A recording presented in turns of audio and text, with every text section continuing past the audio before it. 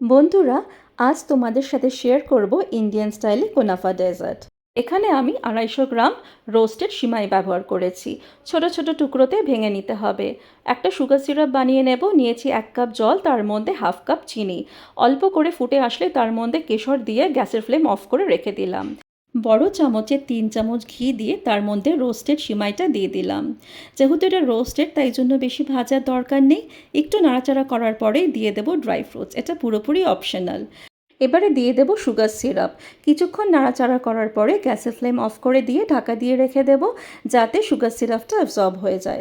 এবারে একটা পাত্রে নেব 2 কাপ দুধ, 1/4 কাপ চিনি। বাটিতে নিয়ে নেব বড় চামচে 3 চামচ কর্নস্টার্চ আর 3 চামচ দুধ। ভালো করে মিশিয়ে নিয়ে দুধের মধ্যে ঢেলে দেব।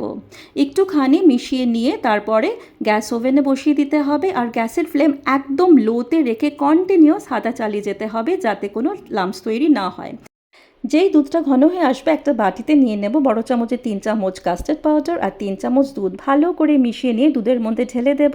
কিছুক্ষণ নাড়াচাড়া করার পরে একটা ক্রিমি টেক্সচার হবে। রেডি হয়ে গেল এই ক্রিমি কাস্টার্ড। এবারে 3টে লেয়ার তৈরি করব।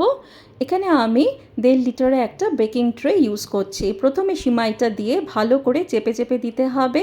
তার উপরে দিয়ে দেব ক্রিমি মিল্কটা, বাদ বাকি সিমাইটা উপরে ছড়িয়ে দিয়ে ভালো করে চেপে চেপে দিতে হবে।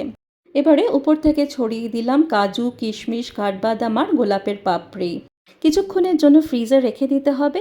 ব্যাস রেডি হয়ে গেল ইন্ডিয়ান স্টাইল কুনাফা। এরকমভাবে একবার বানিয়ে দেখবে, অসাধারণ হয় খেতে। আমি এখানে সমান সমানভাবে কেটে নিয়ে ঠান্ডা ঠান্ডা সার্ভ করেছি। মুখের মধ্যে পুরো ক্রিমটা গলে যাবে আর একটা ক্রাঞ্চি টেক্সচার আছে। অসাধারণ হয় খেতে। নিশ্চয়ই বানিয়ে দেখো। আজ তাহলে আসি, আবার দেখা হবে আরেকটা রান্না নিয়ে। সবাই ভালো দেখো, টাটা।